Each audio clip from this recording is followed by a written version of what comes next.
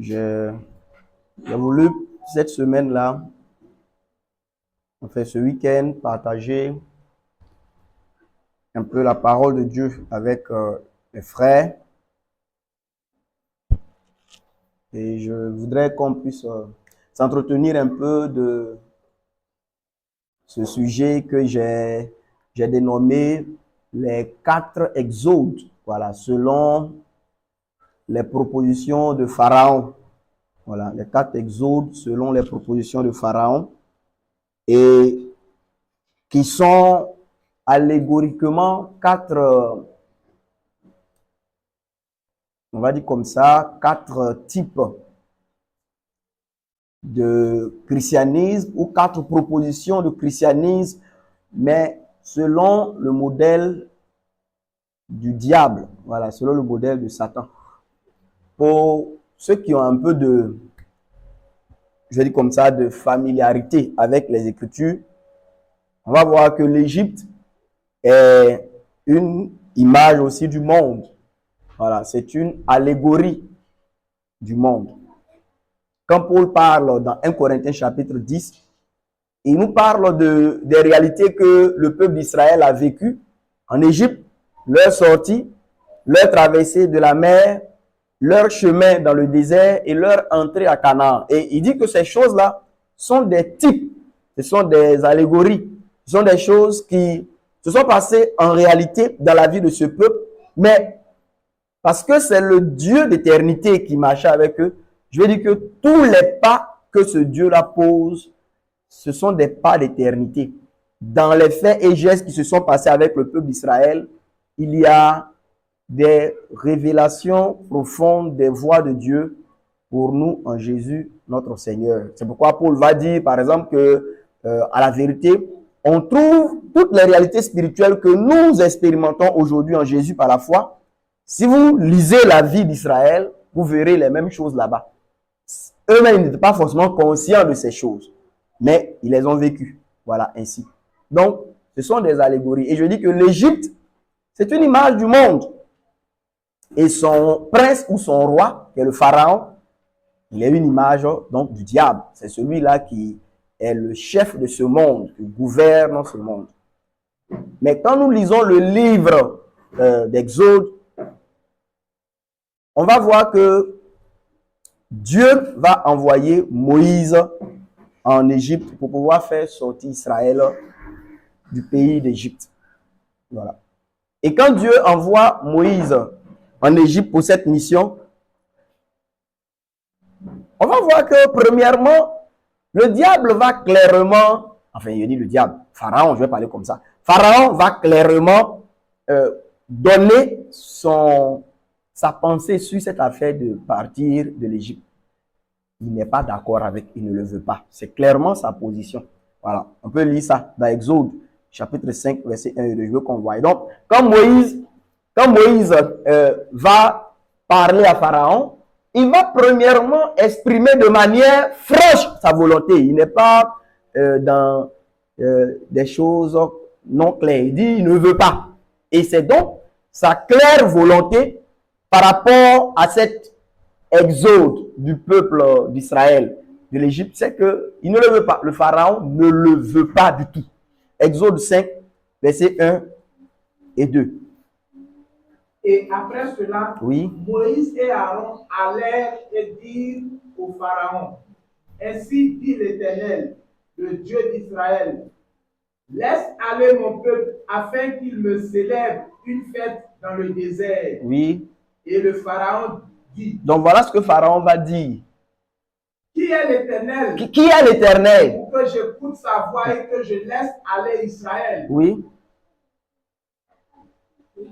Je ne connais pas l'Éternel. Je ne connais pas l'Éternel. Et je ne laisserai pas non plus aller Israël. Il dit, je ne connais pas l'Éternel et je ne laisserai pas non plus aller Israël. Tu peux t'arrêter là. Donc, je lis ça pour qu'on puisse comprendre que dès le commencement, le pharaon, il a clairement exprimé sa pensée par rapport à cette affaire de quitter l'Égypte pour le désert. Il dit, il ne connaît pas, c'est de qui tu parles, qui est cet Éternel. Il ne va non plus laisser aller Israël. C'est clair. Voilà. Donc, je dis, si on fait des analogies en parlant de l'Égypte comme le monde, Pharaon comme le prince du monde, donc qui est le diable. On peut donc clairement aussi se dire quoi? Que pour ce qui est de sortir ou d'être délivré de ce système du monde là pour suivre Jésus en vue de la vie éternelle, quelle est la pensée du diable là-dessus? C'est une chose qu'il ne veut absolument pas. Ça veut dire que quelqu'un puisse échapper au monde pour s'engager dans le chemin du Christ afin d'avoir la vie éternelle, c'est quelque chose par rapport à laquelle le diable n'a pas une position double. Il ne le veut absolument pas. Il dit, qui est l'Éternel? Pour que je puisse écouter sa voix. Je ne connais pas qui est l'Éternel. Je ne laisserai pas non plus aller Israël. Voilà. Donc, ça c'est une opposition ouverte, voilà, à cette sortie d'Égypte, à cet exode.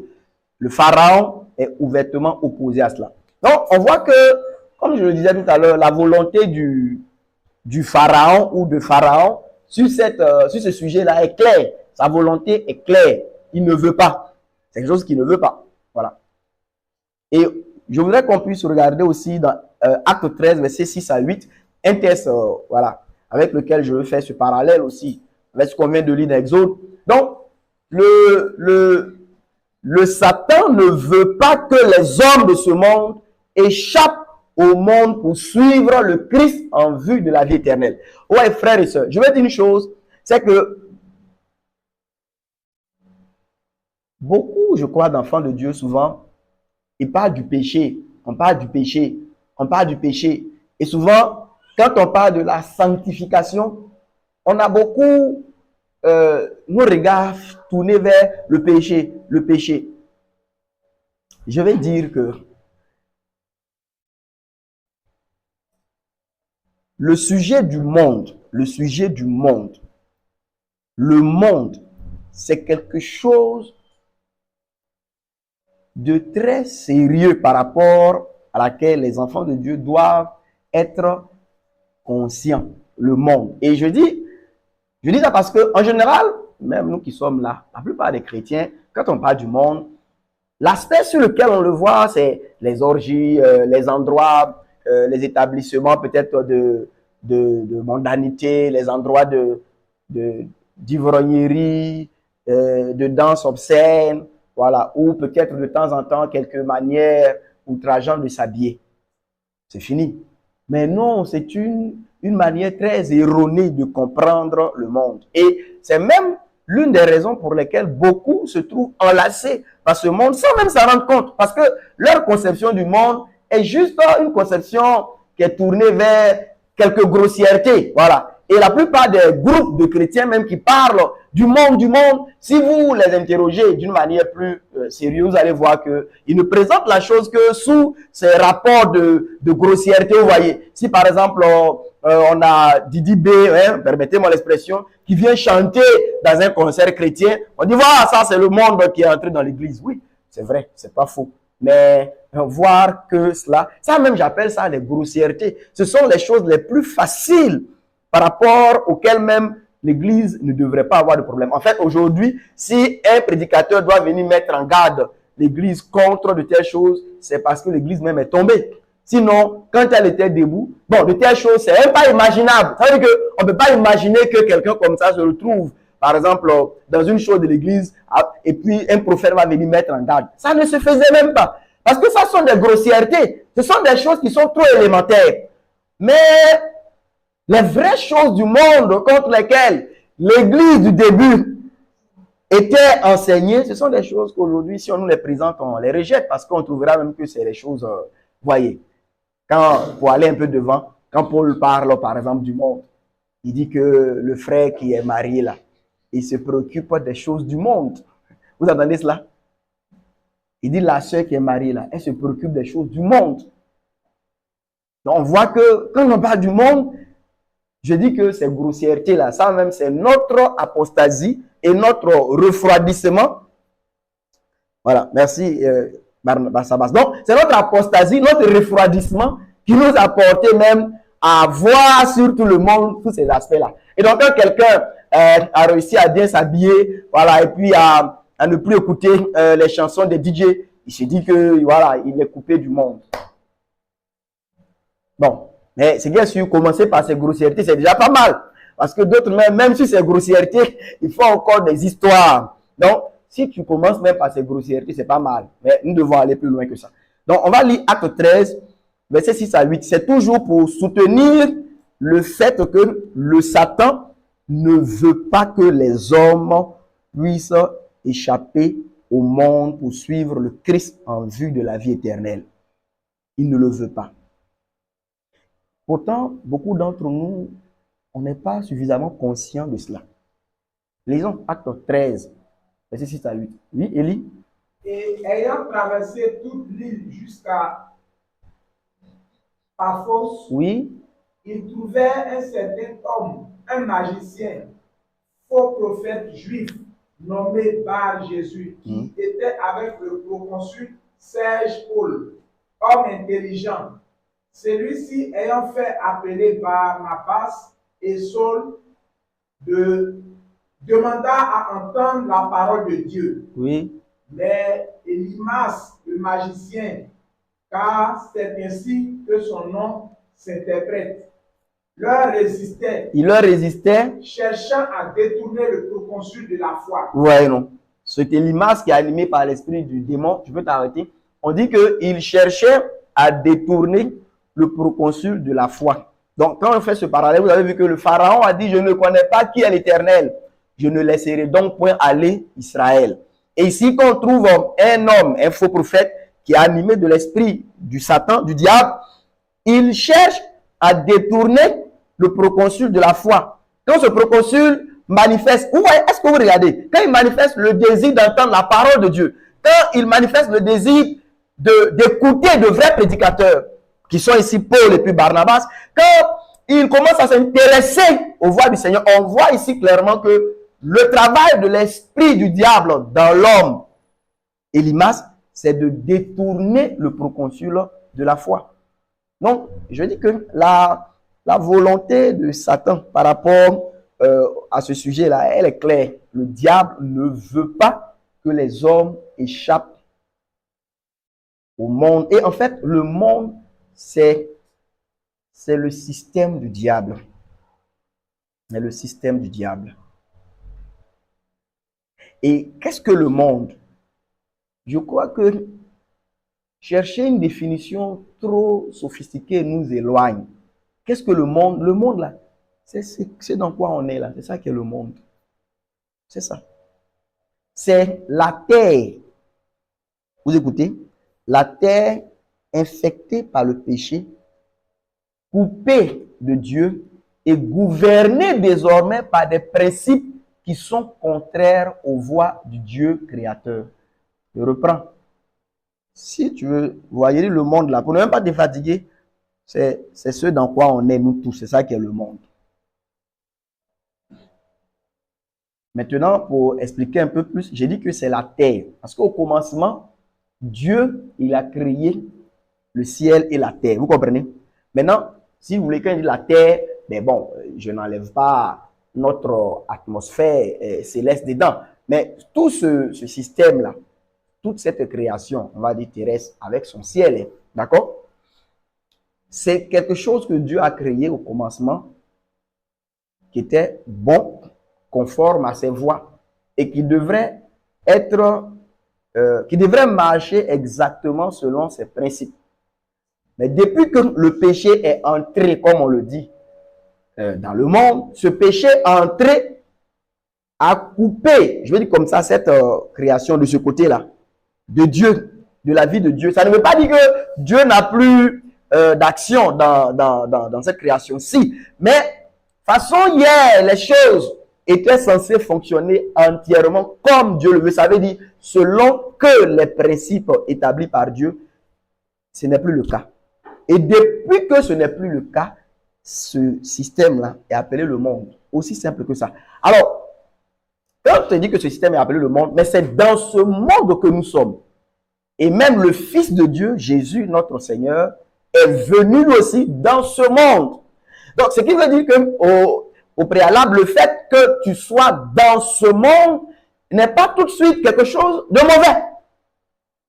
Mais quand tu es de ce monde, mais quand tu es du monde, là, ça devient quelque chose de mauvais. Ça veut dire que tu es gouverné, tu marches, tu suis les principes qui régissent le monde coupé de Dieu, qui régissent cette terre coupée de Dieu. Ça veut dire que tu es quelqu'un qui est tout autant gouverné par ces nouveaux principes mélangés, par ces nouveaux principes, je veux dire comme ça, détournés du bon chemin là. Tu es aussi gouverné par ces principes. Tu es aussi quelqu'un qui marche selon ces choses ou ces principes nouveaux. Tu es donc quelqu'un qui est sous l'influence de l'esprit du monde. Et l'Écriture dit que l'amitié du monde là est une inimitié vis-à-vis de Dieu.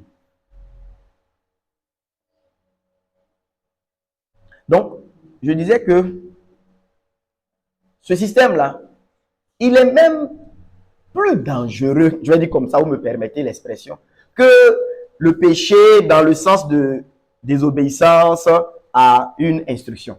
Oui, le péché, c'est quelque chose de grave. Mais je dis que le monde est plus séducteur, plus dangereux parce que il est tellement raffiné, tellement poli, tellement ajusté, tellement attrayant, tellement séduisant que on peut être entièrement lié par ce système sans qu'on s'en rende un peu compte. Est-ce que vous qui êtes ici là, vous avez regardé un peu le petit dessin animé du voyage du pèlerin là? Vous avez regardé ça? J'aime bien ça, ce petit dessin animé. Regardez le commencement de ce film là. La ville qui est appelée corruption. En fait, je dis que c'est une image tellement bien illustrée du monde. Quand vous regardez cette ville-là,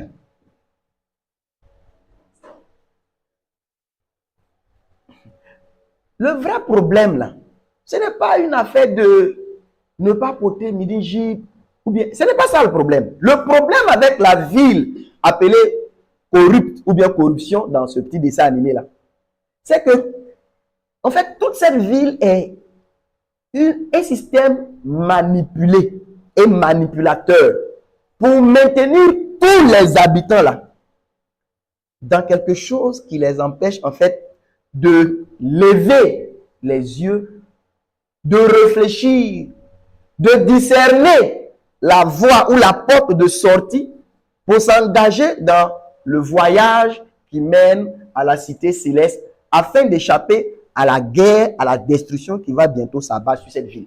Regardez, dans cette ville-là, il y a des gens qui étaient mariés. Par exemple, chrétien, pèlerin, il était marié. Et vous allez voir même que son mariage a failli l'arrêter. Quand il a connu le chemin, quand il a été éclairé sur le fait qu'une guerre va venir bientôt détruire la ville, que tout le monde va périr, mais qu'il y a une porte de sortie. Et que, en fait, vous voyez que la forêt qui entoure cette ville-là, ceux qu'on appelle les superviseurs, d'accord? Ils ont mis des pancartes un peu partout. Interdiction d'entrée, défense En fait, toutes ces choses-là. Mais c'est parce que ces gens-là, ils appartiennent à un royaume ténébreux. Ils savent qu'il y a quelque chose de plus grand au-delà de, oui, le travail que tu as, avoir un bon foyer, prospérer. Ils savent quelque chose de plus profond.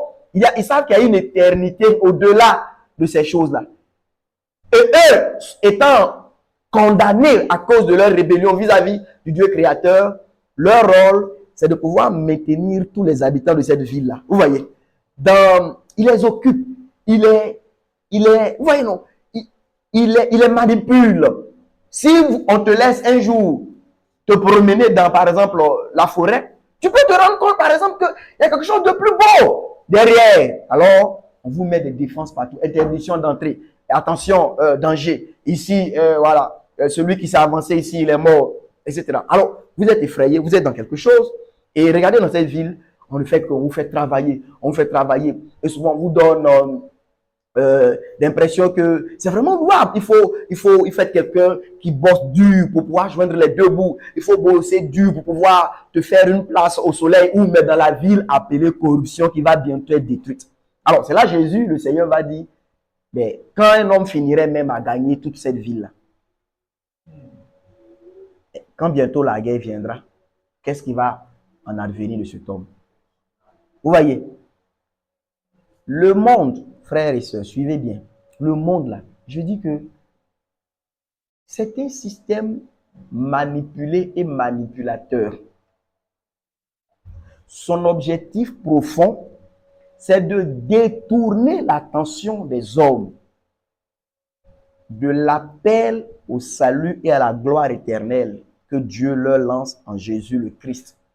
Le monde travaille à aveugler les hommes. Le monde travaille à, vous voyez, à surcharger les hommes. Le monde travaille à décourager les hommes. Il travaille, vous voyez, à aussi souvent donner beaucoup de plaisir aux hommes. Mais c'est des plaisirs pour que les hommes ne réfléchissent pas à l'éternité. C'est quelque chose de vraiment profond. Maintenant, nous sommes dans ce monde, bien qu'on est censé ne pas être du monde. Jésus même a prié que le Père ne nous enlève pas de ce monde-là, qu'il ne nous enlève pas, mais qu'il nous garde. Ça veut dire qu'il y a une manière de vivre dans ce monde, mais qui est une vie selon la sagesse de Dieu. De telle sorte que, comme l'Écriture le dit, le malin ne nous touche pas. On se garde de telle sorte que le malin ne nous touche pas. C'est quelque chose de vraiment important. Mais, j'ai été en train d'expliquer ces choses pour faire comprendre que le diable, avec tous ses anges et tous les hommes qui sont dans ce système-là, qui sont irrégénérés, tout cela travaille, soit directement ou indirectement, à faire tourner ce système, mais qui a pour objectif profond de maintenir les hommes loin de Dieu afin de les conduire tous à la perdition. Un feu éternel est réservé déjà à Satan et à ses anges. Et tout ce qu'il fait au travers de ce système manipulé du monde, c'est pour conduire aussi la majorité des hommes dans cette condamnation avec lui. Amen. Donc on voit clairement que la volonté du diable, c'est de détourner les hommes de la foi, comme on a vu avec Bar Jésus, Elimas le magicien. C'est de détourner les hommes de la foi. Mais pourquoi? Parce que la foi, c'est le chemin par lequel il faut marcher pour aller à la cité céleste. Et il faut ne pas laisser les hommes croire. Il faut ne pas les laisser croire. Le diable veut que tous les hommes de ce monde continuent dans l'aveuglement sans se tourner vers Dieu par Jésus le Christ, selon la lumière que donne l'évangile de Jésus le Christ. Quand le Pharaon se trouvera coincé par la main de Dieu, parce que c'est quand il s'est trouvé coincé, quand le Pharaon se trouvera coincé par la main de Dieu, et tout à l'heure, le texte de Acte 13 qu'on a lu, Elimas aussi, la main du Seigneur va tomber sur lui, selon le jugement que Paul va prononcer par l'Esprit. Mais le Pharaon, c'est quand il va se retrouver coincé, je vais dire comme ça, par la main donc, de Dieu, comme il ne pouvait plus, on va dire comme ça, refuser de laisser partir Israël, il va essayer de faire des compromis en faisant des propositions. Au début, on a vu ensemble dans Exode 5, il a dit, pas question, je ne connais pas l'Éternel, je ne laisse pas partir Israël. Mais Dieu va envoyer des jugements, va envoyer des plaies, des choses qui sont vraiment difficiles à supporter. On a des mouches venimeuses, par exemple, qui vont venir et devant ces jugements-là, le diable, mais dans l'image du Pharaon ici, il a la main forcée, il est contraint, parce que là, il ne peut plus retenir le peuple. Mais regardez, quand il se voit comme dans l'obligation de les laisser partir, alors il veut des compromis, il veut faire des propositions. C'est pour cela que j'ai dénommé ce partage-là les 4 exodes selon les propositions de Pharaon. En fait, ce sont 4 propositions de christianisme selon le modèle de Satan. C'est une autre manière de continuer à nous avoir sous son emprise. C'est une autre manière de continuer à nous avoir sous son emprise. Donc, dans les propositions d'Exode selon Pharaon, on voit des propositions de suivre Dieu, mais à la manière non pas de Dieu, mais à la manière du monde, à la manière des hommes. Mais Jacques dit cette manière-là, c'est la manière du diable. Ce qui est des hommes là, c'est du diable parce que aujourd'hui ce monde a été coupé de Dieu. Quand les apôtres parlent de ce que on a acquis une vaine manière de vivre de nos pères là, frère, ils ne sont pas en train de parler nécessairement de fornication ni d'adultère.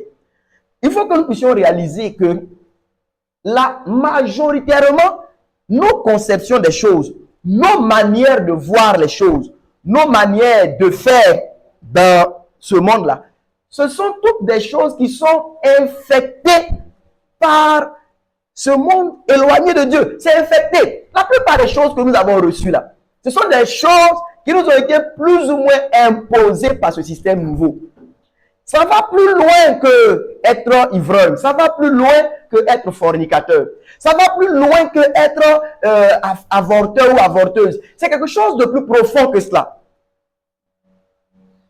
Et le renouvellement de l'intelligence dont l'Écriture parle, c'est le travail de Dieu par sa parole et par son esprit pour pouvoir nous porter à un détachement de plus en plus pratique de ce monde dans ses principes, afin que nous puissions adopter de plus en plus les principes du royaume de Dieu par la foi, même si nous sommes encore dans ce monde.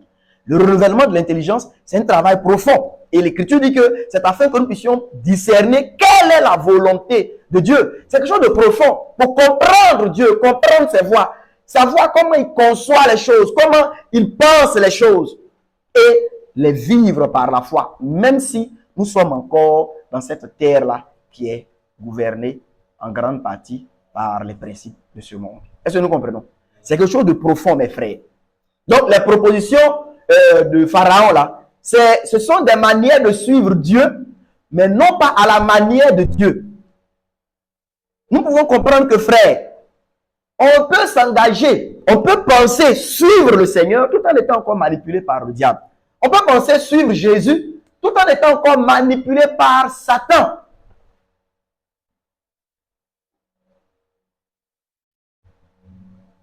Tout ce qui peut tromper l'homme là, le diable investit dedans. Tout ce qui peut tromper l'homme, il investit dedans.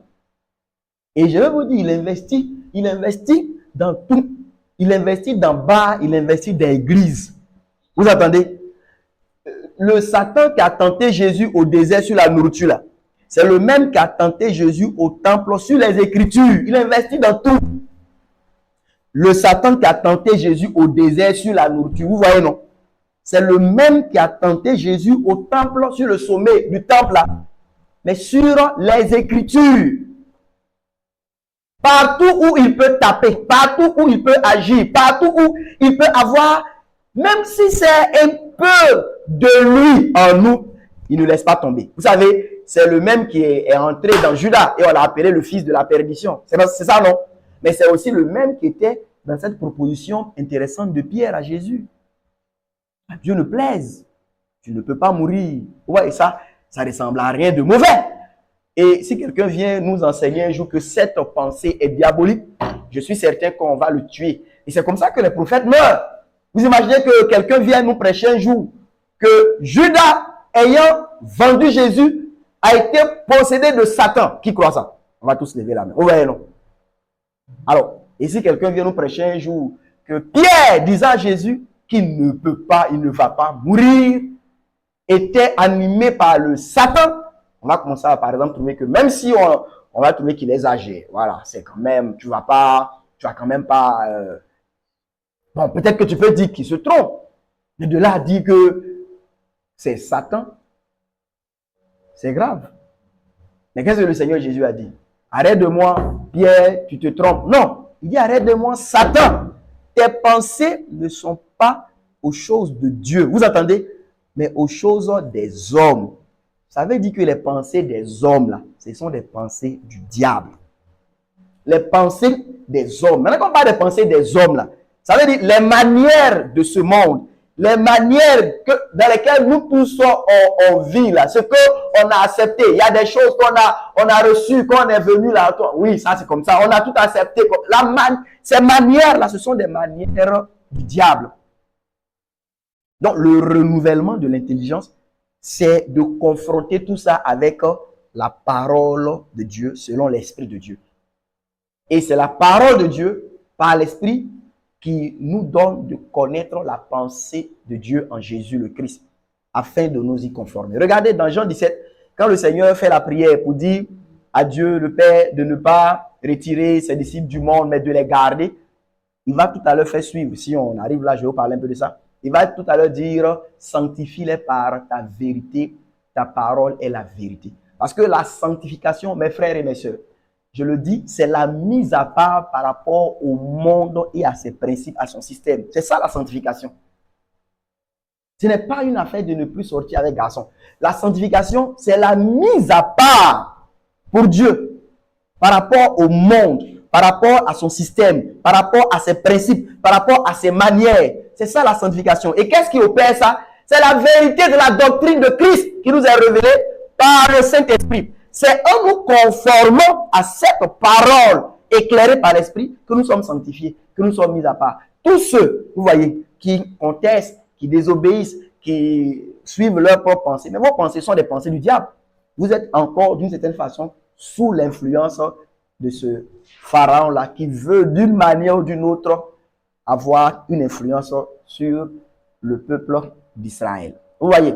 Donc, je dis, quand le diable voit qu'une personne va finalement lui échapper d'une certaine manière, hein, on est ensemble, non?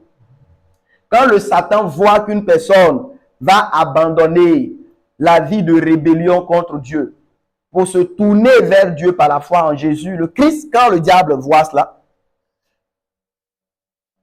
quand il voit que la personne va se donner au Seigneur en abandonnant la vie de péché, le même Satan, il va attendre cette personne sur, ou bien au carrefour des propositions pour l'introduire soit dans un faux christianisme, ouais, non, soit dans un christianisme qui est à peu près, mais qui n'est pas totalement ça, soit dans un christianisme dilué, soit dans un christianisme mélangé.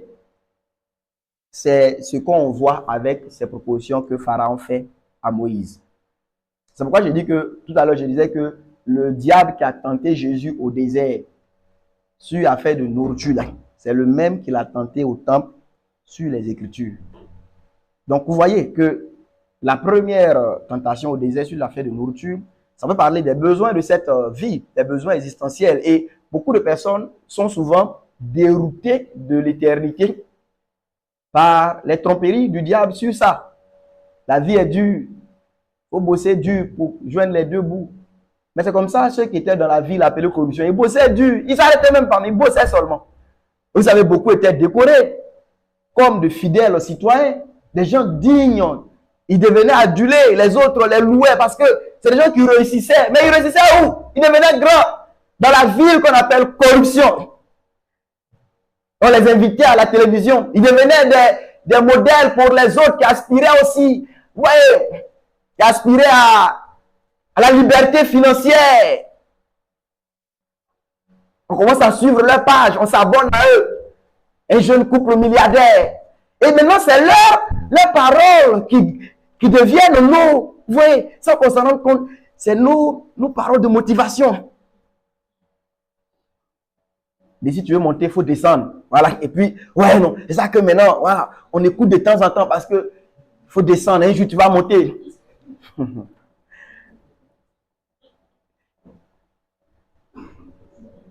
Ok, c'est que Jésus dit là, ça ne nous suffit plus.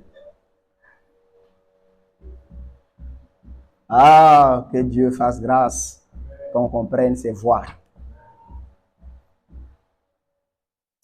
Si Moïse et puis Pharaon avaient accepté les propositions, et j'ai dit Moïse et Aaron, pardon.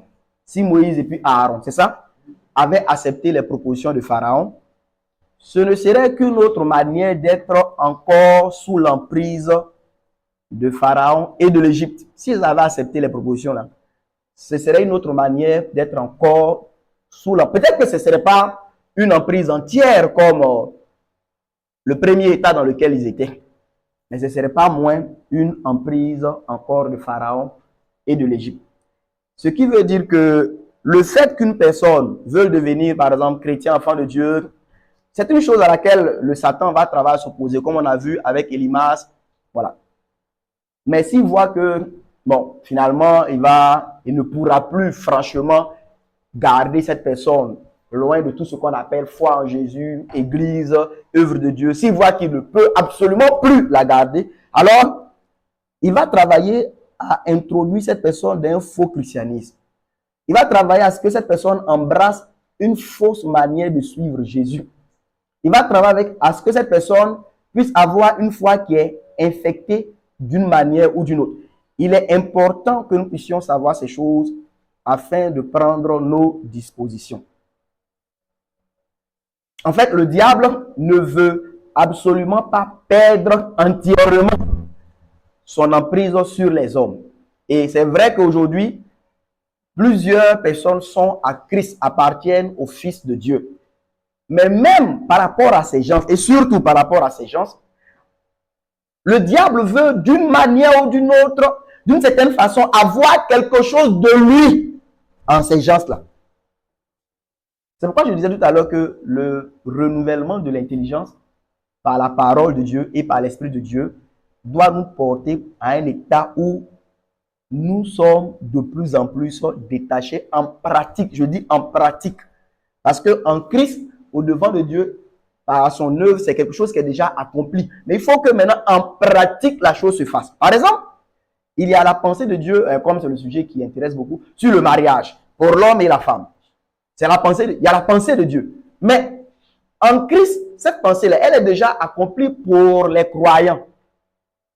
Mais il faut maintenant qu'en pratique, à la maison, entre Olivier et puis Marie, il faut que ces principes de Dieu là gouvernent votre manière d'être.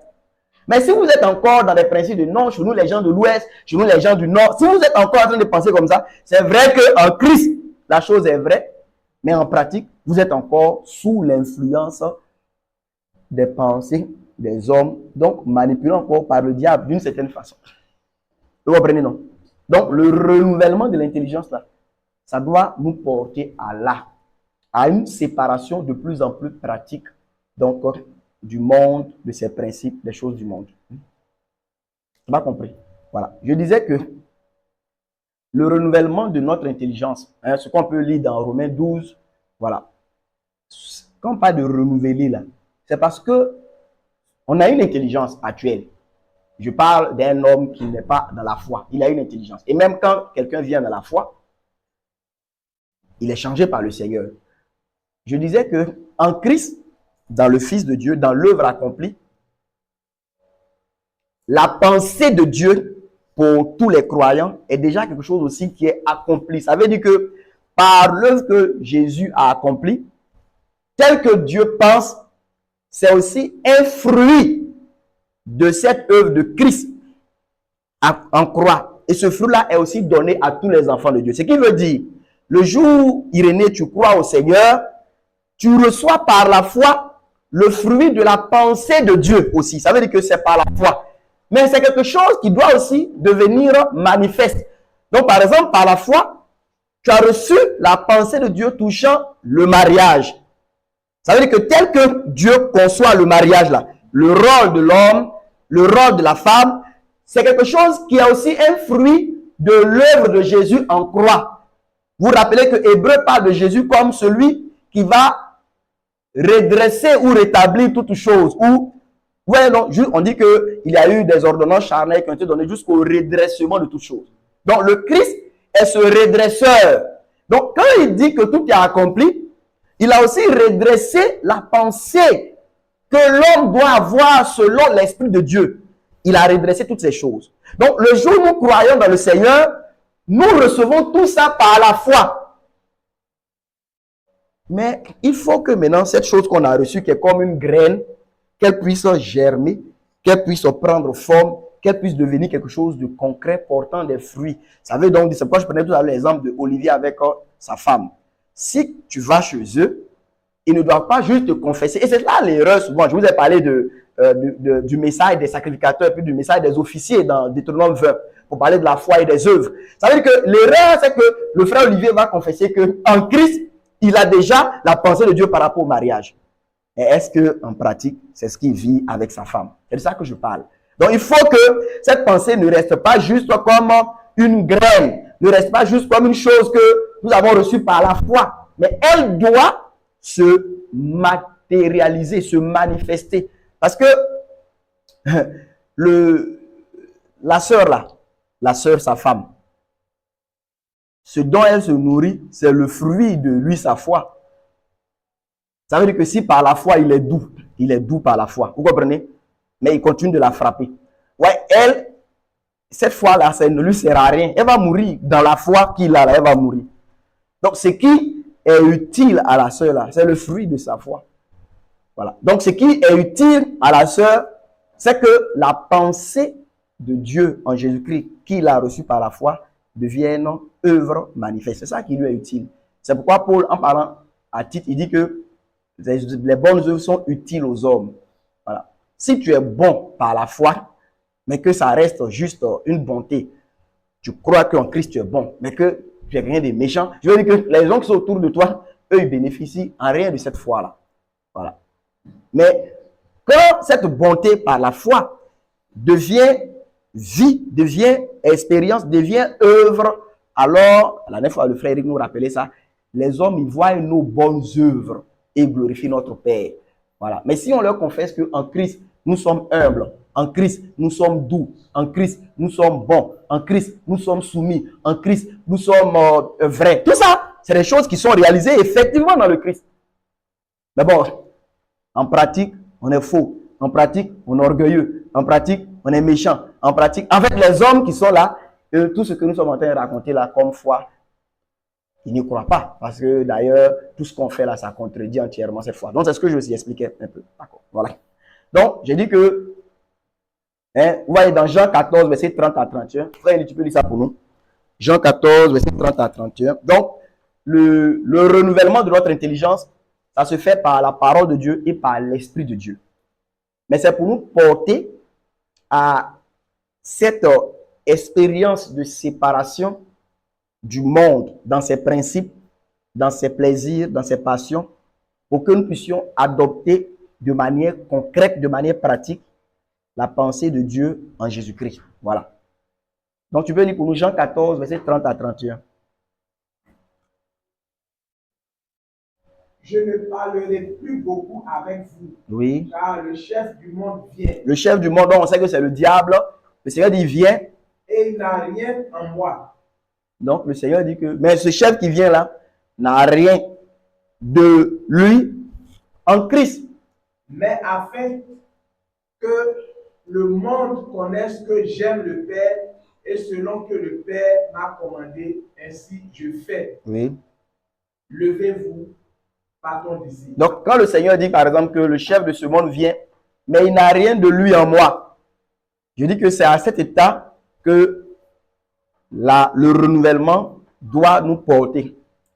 Mais je parle de nous porter en pratique parce que, je le répète, en Christ, nous sommes déjà dans cet état des choses. Amen. Donc, voilà, écoute. En Christ, nous sommes déjà dans cet état des choses. Mais nous devons, par ce renouvellement-là, entrer concrètement dans cet état des choses. C'est comme quand Paul dit aux frères de Corinthe que puisque vous êtes une pâte nouvelle, voyez non, dans 1 Corinthiens chapitre 5, je veux qu'on regarde ça.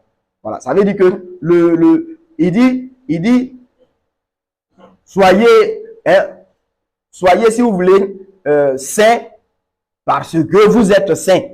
Vous voyez, voilà. Mais cette expression, c'est pour dire que dans le Christ, Dieu nous a rendus saints. Et que cette sainteté en Christ là donc se manifeste. Vous comprenez? C'est ce que ça veut dire. Et c'est la conscience de cette sanctification en Christ qui nous donne la force aussi de pouvoir surmonter les réalités contraires qui sont au-devant de nous. Il faut d'abord que Dieu nous ait parlé en Égypte, qui nous a donné Canaan, pour pouvoir dire que nous allons vaincre les fils d'Anak. Est-ce que vous comprenez? Si on n'a pas déjà cette conscience, c'est ça qu'on appelle donc la foi. Si on n'a pas cette conscience, cette confiance dans la promesse de Dieu qui nous a déjà donné le pays de Canaan, quand on rencontre les fils d'Anak, on ne peut rien faire. Mais la foi dans cette promesse nous donne de dire que oui, ce qui est là est quelque chose de grand, d'insurmontable, mais Dieu l'a vu, alors je suis déjà plus que vainqueur. Vous voyez que ça donne de la force pour aller au combat. Donc, dans 1 Corinthiens 5, lisons, l'apôtre va dire par exemple au verset 7, d'accord? 1 Corinthiens chapitre 5, il dit quoi? Ôtez le vieux levain, Oui. afin que vous soyez une nouvelle pâte. Regardez, ôtez le vieux levain, afin que, il dit quoi? Vous soyez, c'est pas ça? C'est vous soyez une nouvelle pâte. Comme vous êtes sans levain. Ouais, comme vous êtes sans levain. Regardez comment Paul parle. C'est comme s'il dit ôtez le vieux levain, parce que vous êtes sans levain. Ôtez le vieux levain, comme vous êtes sans levain. Ça veut dire que le comme vous êtes sans levain, c'est l'état dans lequel Dieu nous a mis en Jésus-Christ par la foi. Et l'apôtre dit, mais comme c'est l'état dans lequel Dieu vous a mis, comme c'est l'état dans lequel Dieu vous a mis, alors soyez dans cet état. C'est pourquoi je dis, c'est comme s'il disait, soyez saints parce que vous êtes saints. Comme vous avez été sanctifiés, soyez donc saints dans toute votre conduite. Donc, comme Dieu vous a mis dans un état de sans levain, ôtez donc le vieux levain. Mais vous ôtez ce levain-là avec la foi que Dieu en Christ vous a déjà fait sans levain. De telle sorte que si dans ce travail d'enlever le vieux levain, vous rencontrez des difficultés, que cela ne vous décourage pas. Que vous puissiez vous appuyer sur cette vérité qui est inébranlable. Dieu a, au préalable, en Christ, fait de vous des pâtes qui sont sans levain. Appuyez-vous sur cela pour pouvoir faire tomber les fils d'Anak qui sont au-devant de vous. Appuyez-vous sur la promesse de Dieu pour pouvoir renverser les géants qui sont au-devant de vous. Appuyez-vous sur la vérité de ce Dieu qui ne ment point. Il dit qu'il vous a fait sans levain. Appuyez-vous sur ça pour ne pas, par exemple, vous laisser dominer par le vieux levain sous prétexte que c'est un levain qu'on ne peut pas enlever. Appuyez-vous sur le fait que par Jésus-Christ, Dieu vous a mis dans un état où vous êtes sans levain. Donc, vous combattez dans cette victoire, vous êtes plus que vainqueur, vous croyez, vous persévérez, vous priez. Et quand même les choses sont difficiles, mais vous ne vous découragez pas. Vous ne baissez pas les bras. Vous ne dites pas que ça là, ça va rester avec moi jusqu'à la mort. Non. Il dit, ôtez le vieux levain. Mais vous voyez, il dit, c'est pour que vous soyez une nouvelle pâte. Mais ça, c'est la pratique. C'est ce qui est concret. Parce qu'on ne peut pas, par exemple, vous voir comme une vieille pâte, comme des gens toujours mélangés à un vieux levain. Il faut qu'en pratique, vous soyez une nouvelle pâte. Mais vous faites ça, non pas par vos propres capacités, mais par la foi dans le fait que Dieu vous a fait sans levain en Jésus-Christ. Pourquoi? Il dit, car Christ, notre Pâque, a été immolé. Alléluia. Oui, c'est ça. Et le principe, je veux dire que de la sanctification, ça s'appuie donc, c'est développer la vie sainte que Dieu nous a donnée en Jésus-Christ. Mais on la développe en croyant fermement que nous avons été sanctifiés. C'est de là que vient la force. Sinon, d'où tu auras la force quand tu seras concrètement devant des choses qui s'opposent à toi, devant du vieux levain, devant des fils d'Anak. D'où tu auras la force pour aller contre les habitants de Canaan. Quand tu vois les Jéricho qui sont fortifiés, qui sont barricadés, qui sont plus forts que toi, d'où auras-tu la force? Parce que là, les choses qui sont devant de toi là s'opposent clairement au chemin dans lequel tu veux marcher. Vous regardez en revenant encore à ce petit film du voyage du pèlerin là. Mais l'homme qui est sorti de la ville de corruption là, il a déjà lu, vous voyez non, un livre. Il a déjà lu le livre de Dieu. Il a déjà rencontré par exemple l'évangéliste qui lui a parlé déjà de cette cité céleste. De telle sorte qu'en route, quand il va rencontrer les obstacles, quand il va rencontrer la solitude, quand il va rencontrer les menaces, les persécutions, les ruses du diable, toutes ces choses-là. Mais c'est parce qu'il s'appuie sur quelque chose qui lui a été dit avant. Sinon, quand tu vas arriver dans le bourbier du découragement, tu vas faire comme le cher ami facile. Il dit que de toute façon, il s'engage facilement. C'est comme ça aussi, il se désengage facilement. Voilà, il n'a pas de problème. Il dit, lui là, il n'a aucun problème à changer d'avis. Yeah, c'est lui-même qui a dit, je suis Jésus. Sans pression. Donc, aujourd'hui, il peut lui-même décider de ne plus le suivre. Personne n'a le droit de lui dire quelque chose. C'est sans pression. Ça s'appelle facile. Vous voyez. Mais, il y a des difficultés. Et dans le temps, j'écoutais un cantique qui dit que, où on dit que la marche vers Canaan, on dit durant cette marche, il y a des blocages. Durant cette marche, il y a des persécutions. Durant cette marche-là, il y a des problèmes. Mais il faut que quelque chose, oh frère, il faut que quelque chose anime notre zèle. Quelque chose doit fortifier notre foi. Quelque chose doit animer notre cœur. Quelque chose doit embraser notre courage, nos efforts. Il faut que quelque chose puisse nous fortifier. Sinon, on ne peut pas avancer. Sinon, on ne peut pas avancer. Et quelle est cette chose qui nous fortifie? C'est la promesse de Dieu. C'est la promesse du Dieu qui ne peut point mentir. C'est la promesse de Dieu. Et qu'est-ce qui nous rend cette promesse-là vivante? C'est la foi. C'est que nous croyons cette promesse. C'est pourquoi la justification se fait par la foi et la sanctification se fait aussi par la foi. On est justifié par la foi. On est sanctifié aussi par la foi.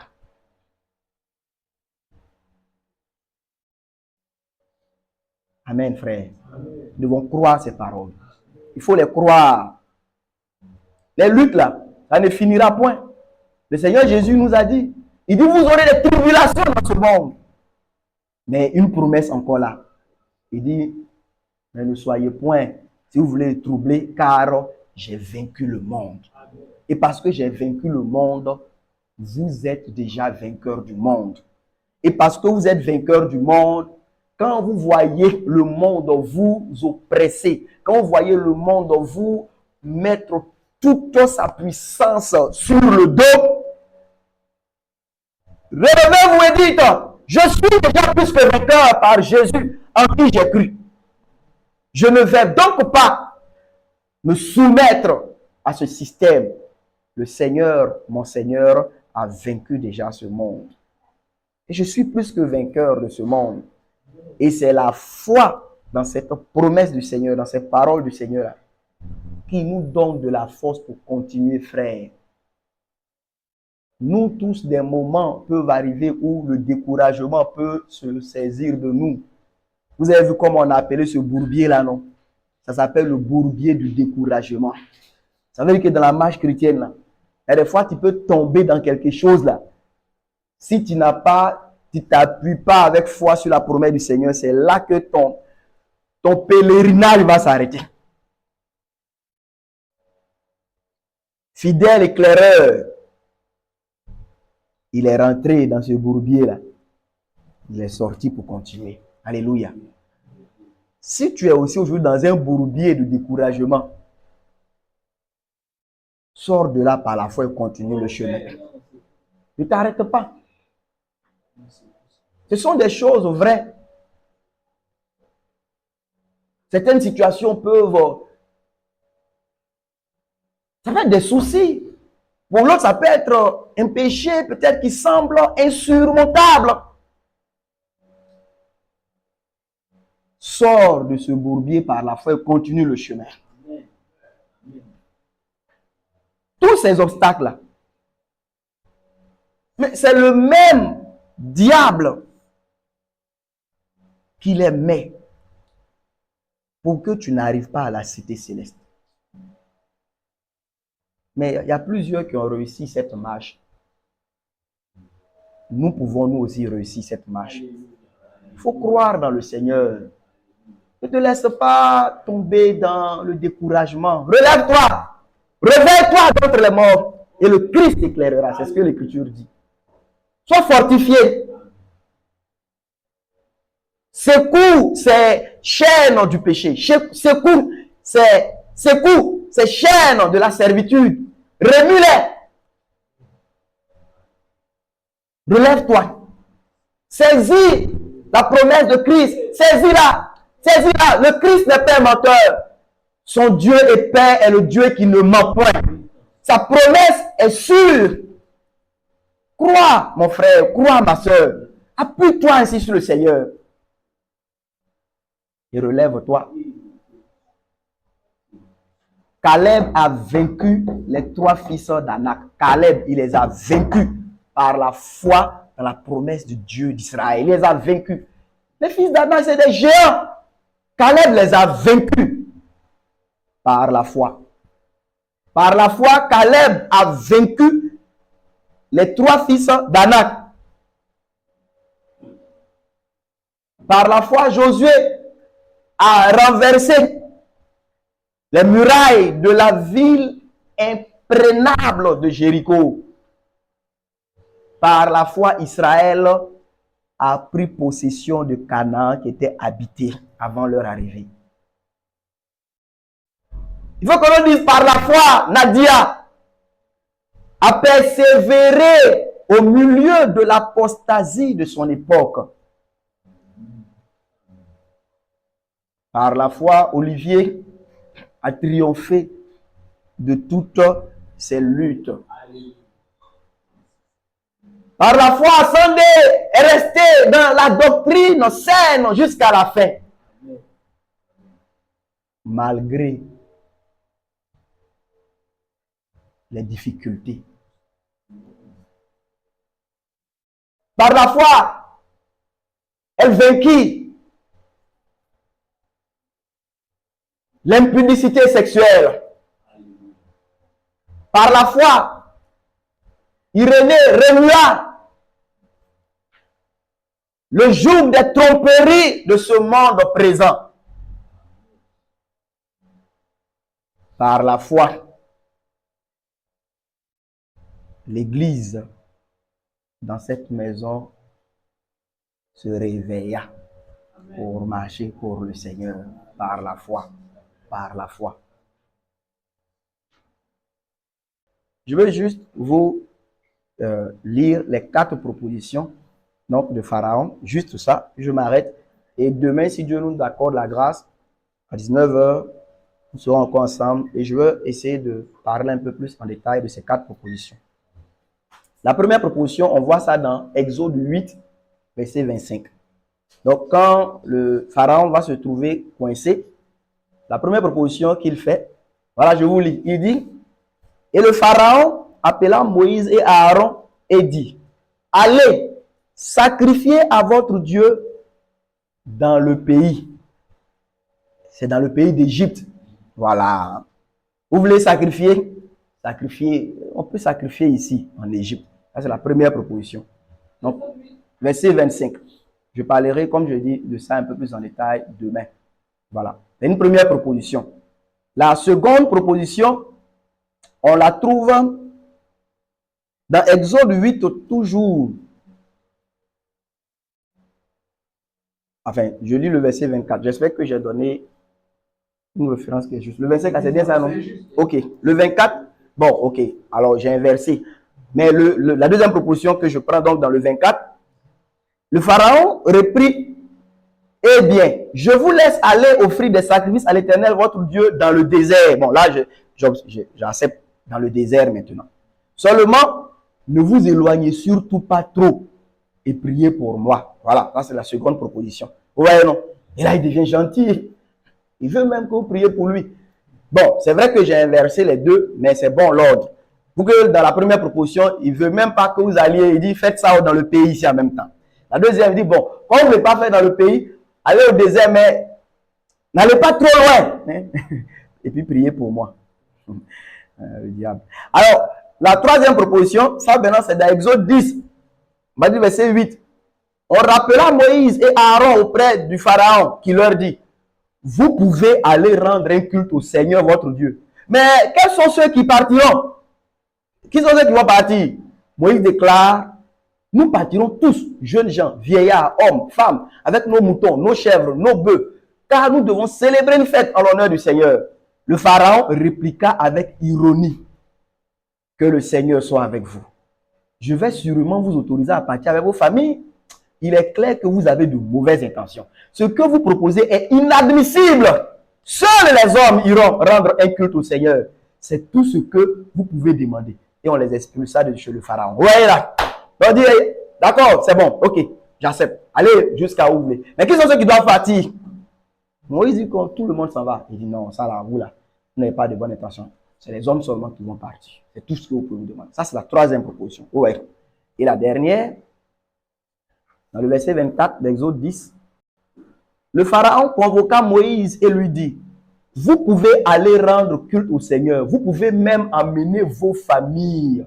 Seuls vos moutons, vos chèvres et vos bœufs doivent demeurer. Ça, c'est la quatrième proposition. Donc, vous voyez, la première, c'est sacrifier dans le pays d'Égypte. La seconde, c'est sacrifier dans le désert, mais ne vous éloignez pas trop. La troisième, c'est, bon, allez-y, mais les hommes seulement. Le reste reste. La quatrième, c'est, bon, tout le monde peut partir, mais au moins les moutons, les bœufs vont rester. Ouais. Donc, demain, si Dieu fait grâce, on va parler un peu plus en détail de ça. Mais je dis que ce sont tout ça des propositions de christianisme dont on pourra aussi voir quelques lumières par la grâce de Dieu. Donc, que Dieu vous bénisse, frères et sœurs. Amen. Merci beaucoup.